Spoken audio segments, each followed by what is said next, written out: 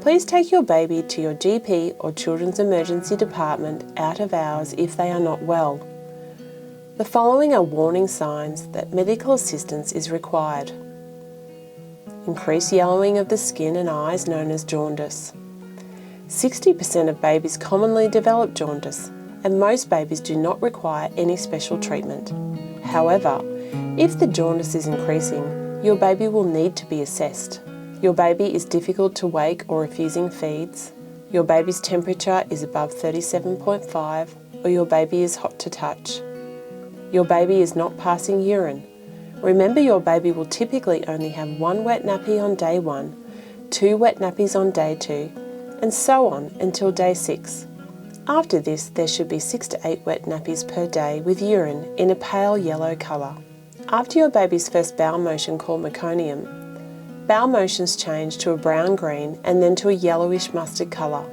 Once your baby's bowel motions have changed to a mustard colour, at least 2 to 3 per day will occur for the first 5 to 6 weeks. This will indicate they are feeding well. Please discuss with your GP or lactation consultant if bowel motions have slowed down or they have not changed to a yellowish mustard colour. Sexual activity can be resumed when you feel comfortable, unless you're advised otherwise by your doctor or midwife.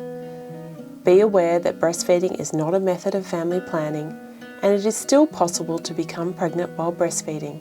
If you have chosen not to breastfeed, or you are partially breastfeeding or expressing for a premature baby, ovulation may occur before the return of your period, and it's possible that a pregnancy can occur any time after your baby is 3 weeks old. The longer it takes for your period to return, the more likely it is you will ovulate before it does. So pregnancy could occur before having a period.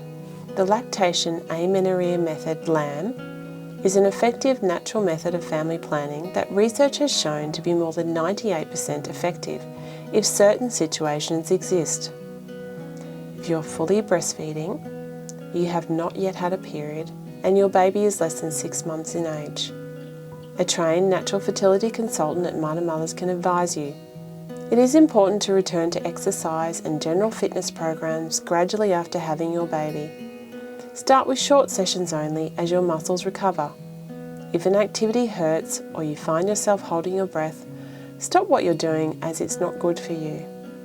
The ligaments and support structures of your body are not back to full strength for up to a year postnatally. So choose activities like walking, swimming, aqua aerobics and Pilates to regain your strength comfortably. Avoid high impact activities. These place too much strain on your supporting ligaments. A physiotherapist can advise you further. Please call Marta's Health and Wellness team on 3163 6000. The birth of your baby brings with it varying emotions that may range from joy and excitement to fear and stress. Life, as you know, changes, and all those changes can bring much reward but also many challenges. It is common to feel more emotional than usual in this period and to have increased anxiety symptoms. This is a time when you may need to lean on the supports around you, your partner, your family, friends, community, and your health professional.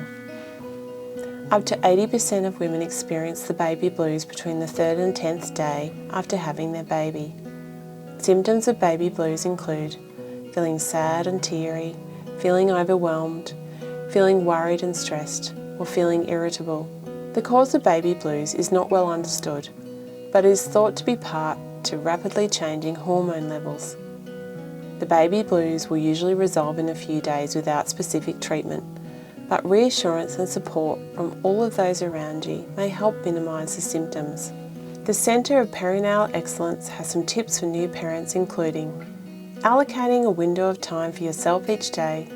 This may be when your baby is asleep or another time of the day when your partner can help.